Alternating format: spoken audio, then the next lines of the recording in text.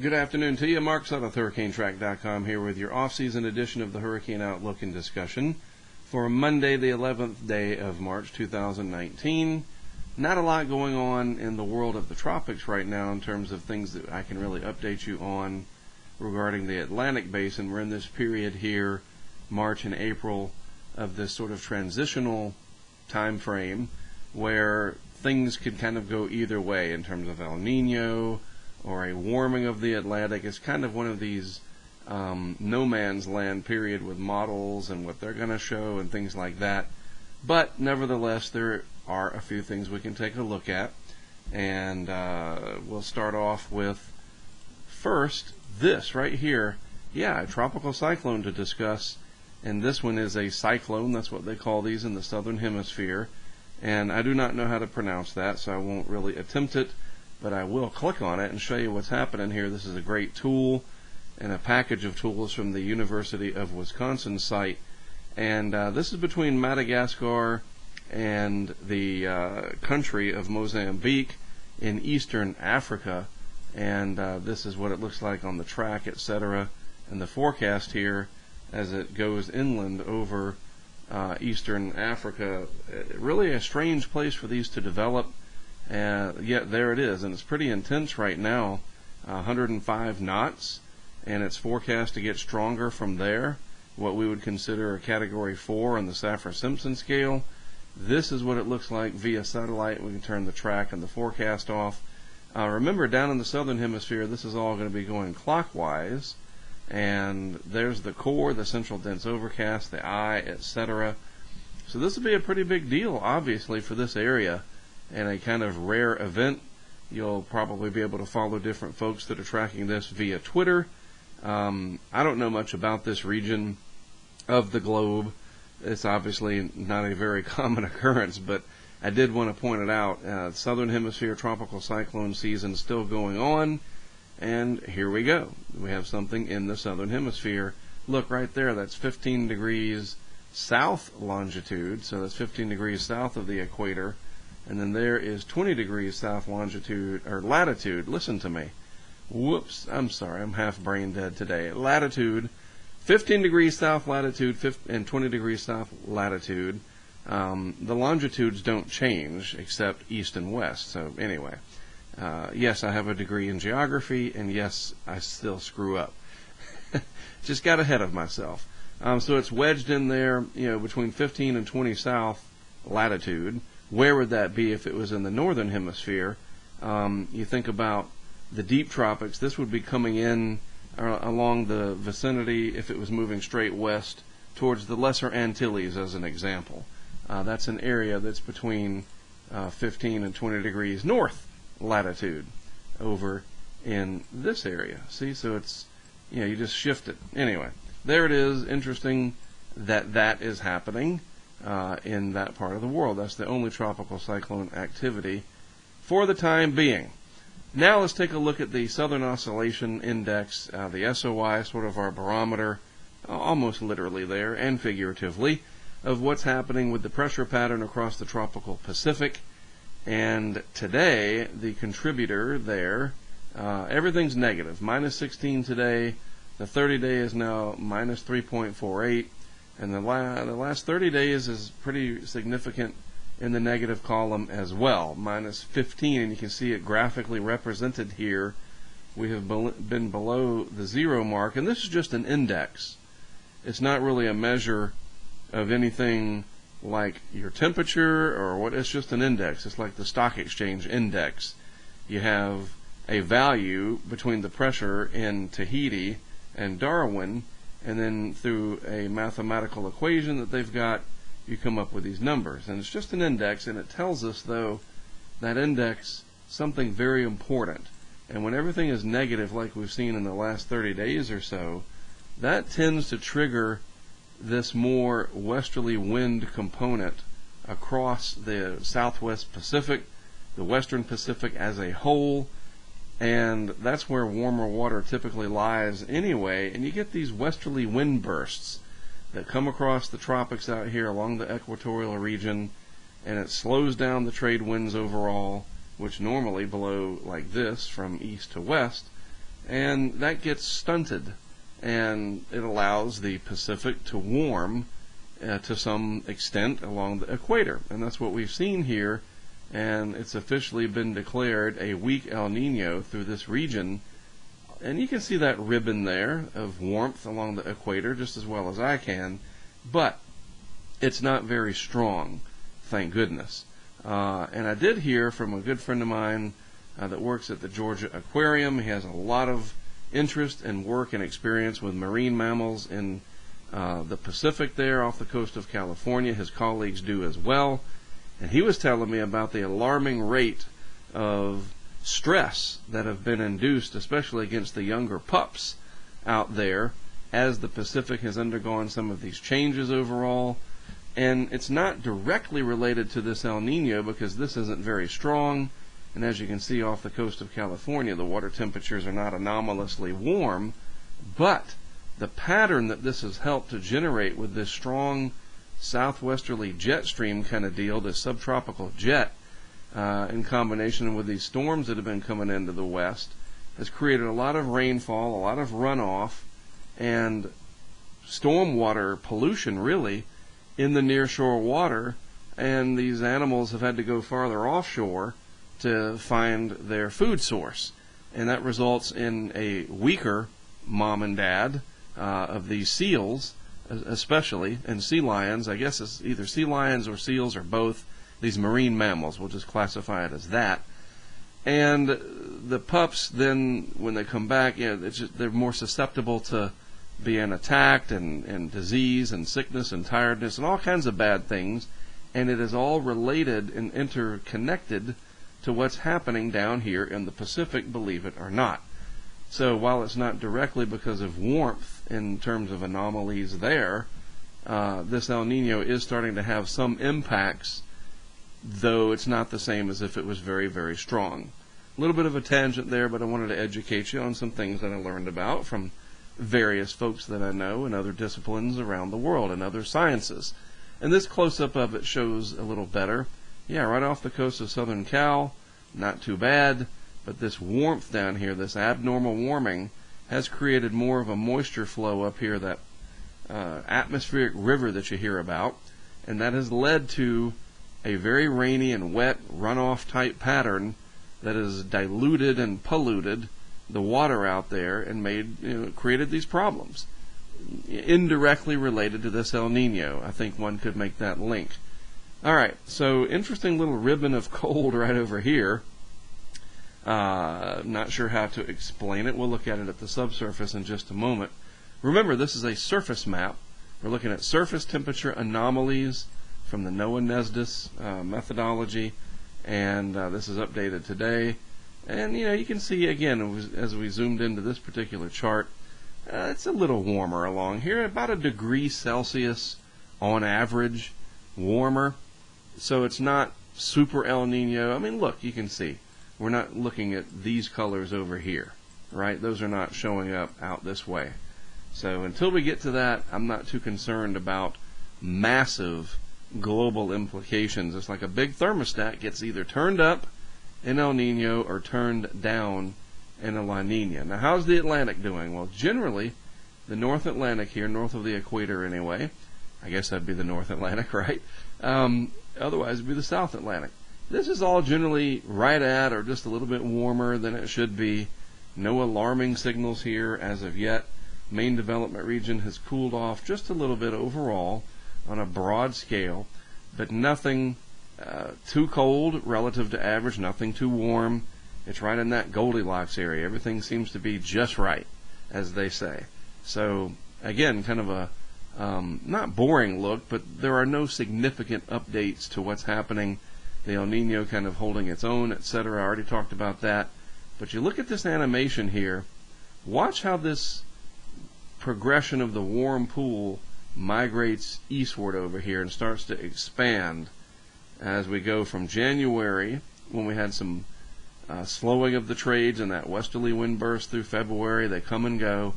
And look what happens there as it ends up in the eastern Pacific. I'll wait for the animation to complete here. We don't have any reinforcements coming from over here. this is insignificant. So once this plays out, and it's still pretty far below the surface, that's another thing to note. That's 50 meters deep right there. Pretty good straight line. See if I can do it again. That's 100 meters deep right there. So this is below 50 meters. There's that little cold area, cold subsurface anomalies popping their way up towards the surface there. Everything else, as you can see, about a degree Celsius above the long-term average, with a large area of very warm anomalies fairly deep. So the thing to watch over the next couple of months, as we get towards May and into June, what happens with this? We'll put a question mark. And then do we get a new area of subsurface warming this intense back over in this direction? We'll do another question mark. And it's hard to see where that would come from unless we have another exceptionally strong westerly wind burst. And all of that's complicated to explain, and I'll just show you if it's going to happen. But we do have these little islands of cool starting to show up, and that's interesting. Kind of this is the end of the line over here, the end of the train, maybe. So that's my keys to the game, if you will, that I will be watching. And this gets updated about once a week, this particular chart, map, graphic, whatever, and we'll watch that accordingly. So just something to keep an eye on. All right, spring break time coming up, depending on where you go to school, etc., anywhere from mid-March through April. So what are the temperatures looking like along the coast? Well, shelf water areas, especially north of about Tampa Bay, still kind of cold, 60s to near 70 depending on where you are. It's pretty good down here along the beaches of near South Padre Island and points north, but everywhere else along the Gulf Coast, 20 degrees Celsius is roughly 68 Fahrenheit, and that's the 20 degrees Celsius isotherm right there. So everything north of that line, it's a little nippy, put it that way, okay? So if you're heading down to the coast for spring break, it'll be nice, but the water's still a little chilly unless you go down to the Yucatan, Cozumel, Cancun. You can go to Cuba, right? And the Cayman Islands, down in the Caribbean, even down in the Florida Keys and southeast Florida, southwest Florida included, water temperatures in the 70s to low 80s. So that's nice. And then you got this big intrusion of loop current injected kind of whatever water coming out of the Caribbean. Again, I say this numerous times, the Gulf of Mexico will be plenty warm for catastrophic hurricanes any season, any time once you get to September, whatever. That's always a given. It's just one of those areas of the world where the upper ocean heat content and the surface temperature will be plenty warm. It's just a matter of when and what the upper levels are like and whatever. You saw Michael last year really took advantage of a small scale environment just through this area that was very favorable. So interesting to see these temperatures, but again, nothing. If we look at the anomalies again, it's a little above normal in the Gulf, but nothing alarmingly so that really gets my attention. Off the East Coast, spring breakers, I don't know where they go. If you're in the Northeast, do you travel down to the Carolinas or Florida? You got me. It's been a long time since I've been in college. But water temps up here, forget about it. The great white sharks, etc., that you track on that ocean site, they might like it, but not me. Farther south, a little warmer, but it's going to take a bit of time. My kids have been bugging me. It was about 80 degrees or so yesterday here in Wilmington, and they wanted to go to the beach. And I was like, well, you need to understand that the water temperatures are still in the 60s, and, if you're lucky. And so it's like an air conditioner right offshore, right there, at the shore. And it can be kind of chilly right along the beachfront. So we'll watch this too. It's interesting, no nor'easters came along this year to take advantage of any warmth out here. A big fat zero for the major nor'easter season so far, and we're already pretty solidly into March here, about a third of the way through the month. All right, so let me bring me back up just for a second. I'll take up the center of the screen for a moment. So there's a big storm that is going to be evolving over the next couple of days that I want to talk about because it's going to be very, very disruptive for the Great Plains, the Southern Plains, Texas Panhandle, points north and east, west from there. It's going to be a very big impact system Wait till I show you the pressures on this sucker on the GFS output here from the Tropical Tidbits site in just a moment. It's also something that gives me a little pause. It's only about, March 11th, as I said, right? That's the date. It's only early March. So if we fast forward a month, and then even 45 days into the heart of spring, and you get a storm system like we're seeing that's going to develop tomorrow and Wednesday and Thursday, that could be a very big tornado producer later in the year, later in the spring. So that's something that we're going to have to watch from a awareness standpoint, possible impacts, etc. down the road, this type of storm system, and the fact that I said I want to try to get out here to this area probably in May and try out some stuff with our remote cameras, which I'll talk about later when the time comes. But this is a setup that definitely has my attention. So that being said, what do we have? Well, we have some wind, high wind watch, etc., flood watches, winter storm advisories, etc. I mean, this is going to be a heck of a storm system.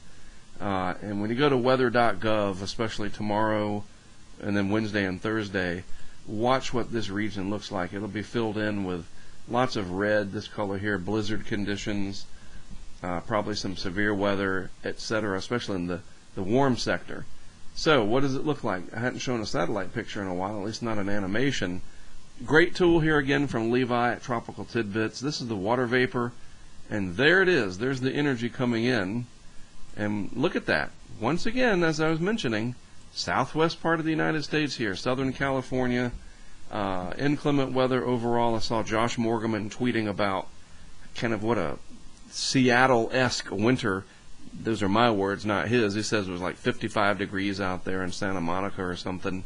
Kind of a raw winter for Southern Cal for Mr. Morgan and company, who are used to sunny skies, etc. But it's been really unsettled, and here's another example of that. In the water vapor imagery, you can see all this energy gathering. There's your subtropical jet coming out, fueled by, to some extent, that warmer than normal Pacific, the El Niño, the weak El Niño, helping out. It lends a hand, if you will. So that's adding to the situation. And this is all going to get together, this energy, and you're going to have one heck of a storm system over the plains, as I'll show you here in the animation from the global forecast system from 12Z today. That means it was initialized at 8 o'clock Eastern Time this morning, or 12 Zulu Time, UTC. So here we are. This is the 6-hour panel. That's where we start. Really keep your eyes on this area through here as I go through these frames. All right, so this is basically the initial set, and then we go out. That's 24 hours.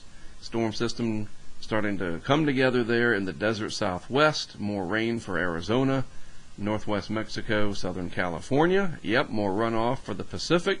You name it, it's there. Snows in the higher elevations. 36 to 48 hours, look what happens. There's the low pressure area in Colorado. And at 48 hours, things really start to get going. 984. Yep, that's, Cat 1 hurricane, usually 984. Maybe some severe weather here in the warm sector. But look at all these isobars in here. Those lines in there, lines of equal pressure. Tightly packed. Windy. Going to be very, very windy. Look at how this shapes up. Just 6 to 12 hours later, this thing bombs out at 974 in the extreme southwest corner of Kansas, northern Texas Panhandle, etc., maybe far western Oklahoma. 974, folks. Yikes.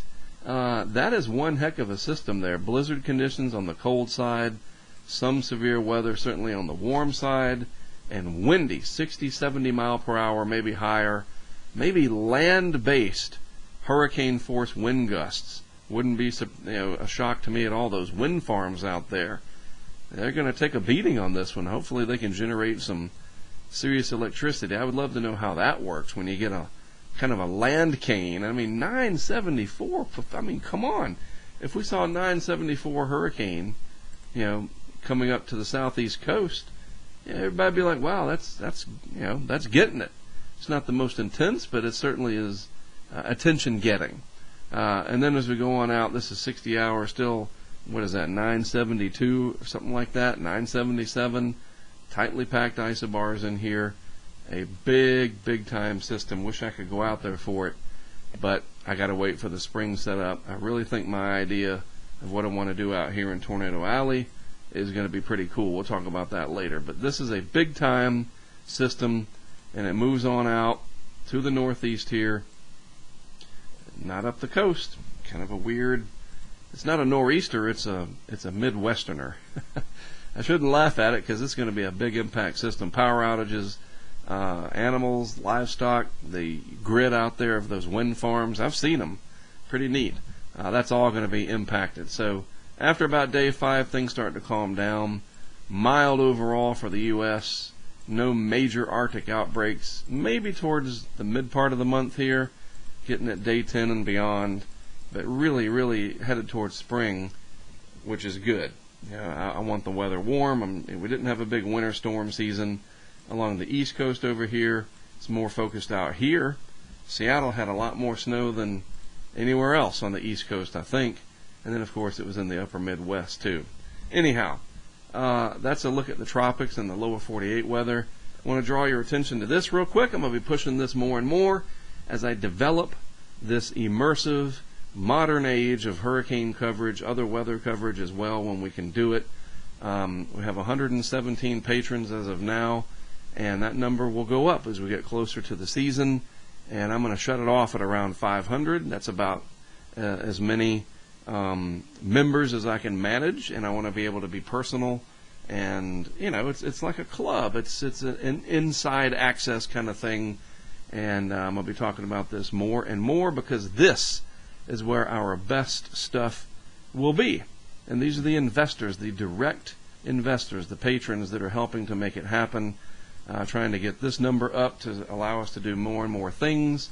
And we had several new members. James recently joined, Cecil, and Joseph all coming on board in just the past couple of weeks. I really appreciate that. 117 patrons. It really makes me feel good to have that happen. And they get first access to the videos and all kinds of amazing things that we're going to be doing this year. What a world we live in where you can crowdfund what your passion is. And that's what Patreon is all about. All kinds of different creators. Levi's on there. The Weather Nerds is on there as well. Probably other weather people. But Levi Cowan, myself, we all rely on Patreon as a part of our overall funding process. So I invite you to take a look at that. And thanks for listening to that advertisement. Hey, if I don't talk about it, nobody else will. So that's it. Let's bring me back just for a moment as I sign off here. The week ahead, really interesting on the Great Plains. If you're out there, let me know what's happening on social media, on the YouTube comments. And I wish I had a Nest Cam out there. That would be great. We do have a new Nest Cam we set up in Las Vegas at one of our colleague, good friend of mine, her house. She's a producer, actually, at CBS KLES out there. And she's got one at her condo. We'll be able to watch the monsoon as that takes shape later in the year. We still have our Nest Cam in Pahrump, Nevada. If you never heard of it, look it up. Art Bell, the rest in peace, that's where he used to live before he passed away. And then we have a Nest Cam down in the U.S. Virgin Islands. I will be setting up a 4th Nest Cam. And these are permanent, by the way. Kind of my own weather underground trying to take shape here. My own Earth Cam. Yeah, they got thousands of them. I'll never catch up, but it's a start. I'm going to put one on the Rodanthe area in Rodanthe, North Carolina, on the Outer Banks, at a good friend of ours and a supporter of ours, his house. That'll be coming online in April. So lots of amazing things coming up. And then we have the hurricane season. I don't want to say we're looking forward to it, but as we look ahead to it, that's more appropriate way to put it. We will be ready, that's for sure. And that's part of my job, is to get you ready through these discussions and make sure it's at least somewhere on the top of mind as we go forward, because we've got to make sure that you're there on the other side watching. Otherwise, why would I be here? All right, I'm done for now. Mark Sudduth, HurricaneTrack.com, as always. Again, thanks for being on your side of the screen, watching what I have to say, listening to me, etc. I'll talk to you again early next week.